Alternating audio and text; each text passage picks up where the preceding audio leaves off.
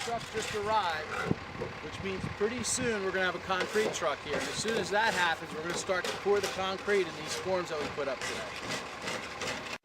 Alright, so now we have a concrete truck and a pump truck. Things are going to get exciting because now the concrete truck is going to put that concrete into the pump truck, and you're going to watch the guys walk around and get the concrete between the forms.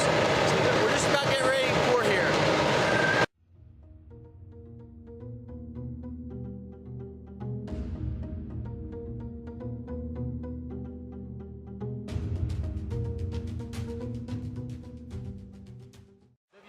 This again is a walkout lot, so you'll notice the forms around the front are taller than the forms in the back. And what will happen as we come around the back here, we're going to pour a 4-foot high wall. 2 feet of that will be covered with dirt, and then 2 feet will stick above the grade, and the rest of that wall we're going to frame. And that'll allow us to put some windows in and a door, which will make for a nice walkout.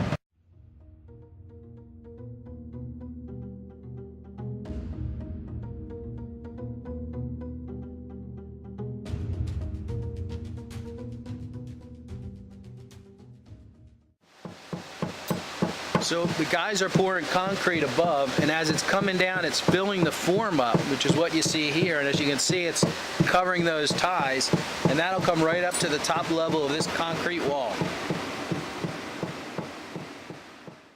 So they just emptied the first concrete truck. The second truck should be arriving shortly, and it'll take a total of 3 to 4 trucks to do this entire job. So probably in another hour, they'll be done pouring the concrete. And then we'll be back here again on Monday to strip the forms and take a look at our foundation.